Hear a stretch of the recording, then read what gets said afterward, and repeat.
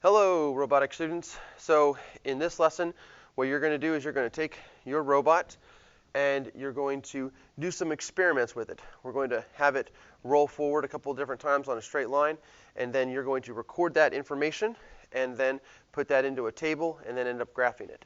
Come on over here, let me show you some things about the robot. First off, you can see I've modified my robot just slightly. I've got a beam in the front, and that's going to be my bumper. And I'm going to call that my bumper. I'm going to use that as a way of telling where the robot starts and where it finishes. Otherwise, you could sometimes say this is where it starts and it finishes here and stuff like that. And so we just need to all agree on what the front part of the robot is going to be. Come on over here and you can look. I've also got some tape laid down. This is painter's tape, so it's not going to mess up a carpet. It's not going to mess up the floor. And it's at least 2 meters long. You might need to make it lay your tape down maybe about 3 meters. So I'm just going to kind of put this up at the front, and I'm going to decide that right here along this line is going to be the front. And I'll put the bumper right there on that starting spot. And one of the important things whenever you're doing scientific experiments, especially with robots, is to always be consistent, to do the same thing over and over again in terms of your setup. All right? I've got my helpers over here. Hugo's got the code. Can you see the code there on the iPad? Let's go and see. It's a really simple code. Move forward for 1 rotation. All right?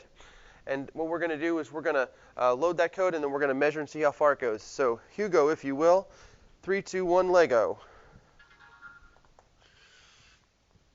All right, it's moved forward. Come on over here, Jacob, with the iPad. So you can see why I want to have that bumper, because I know that the bumper started right there, and the bumper has now moved forward to this spot. If you want to, you can make a line on the tape. It's not going to hurt the tape. And then you notice I've got a little bit of extra tape there. I'm going to ignore that, and I'm just going to measure from the beginning to here. Mine's about, it says 16, so about 16 centimeters. So Alyssa, if you don't mind, go ahead and put 16 centimeters for 1 rotation. Let's go ahead and change it up a little bit. We'll just go 1, 2, 3, shall we? So let's go ahead. Hugo, make a change there. And Jacob, let's see the change. He's just going to put 2 rotations. Just going to change that code if you want us to look over your shoulder here so we can see. Just making a quick little change. 2 rotations. And let's go ahead and run that.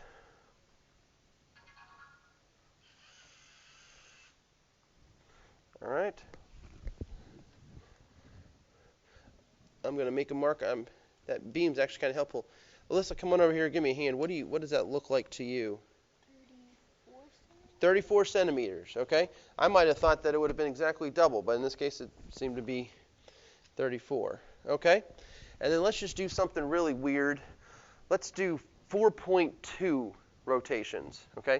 So not just doing the 1, the 2, and the 3. We'll do 4.2 rotations. I think we all know how that works. Let's go ahead and run that code and let's see how far it goes down. We'll get 3 data points, then we'll go ahead and make a graph.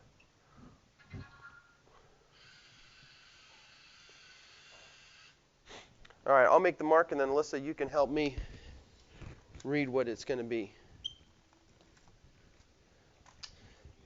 All right, Alyssa, what does it look like about to you? 72 point something. Okay. It's like 72.5. 72.5? All right, 72.5. You can write that there on there. Let's go ahead and go inside and look at the whiteboard, and you can see what you're going to do. You'll take more readings than that. This is just a little sample. Let's go ahead and see how we're going to take this data and plot it. 4.2. All right. So you can see here. All right. So I didn't have 1 rotations. We had 1 rotation, I guess. Then we had 2 rotations, and then we had 4.2 rotations. Okay. What are the numbers for 1 rotation? 16 centimeters. 16 centimeters. Got it. What about for 2? 34. And the 4.2? 72.5. Okay. So what we're going to do is we're going to take those x values and these y values, and we're going to plot them on the graph here. As you can see, we've got the number of rotations here is going to be on the x-axis, and then on the y-axis we have our distance in centimeters, and we've got nice labels here.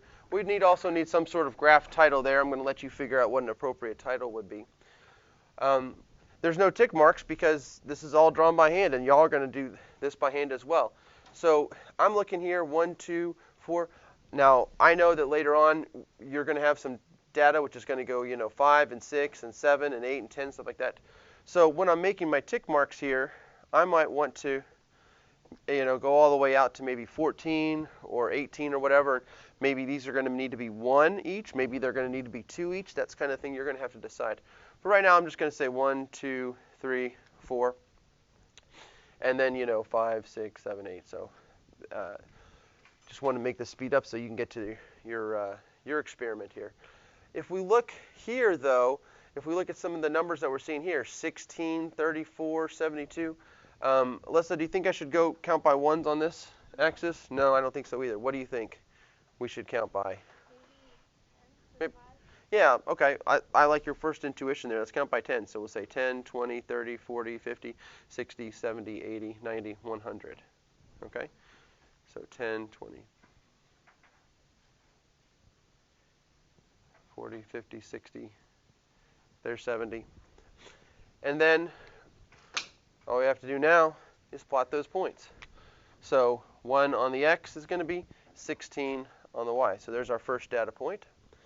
2 on the x is going to be 34. So somewhere right about there. And then 4.2, so a little bit past the 4, on the x is going to be 72 on the y. So somewhere up like that. And you'll have more dots.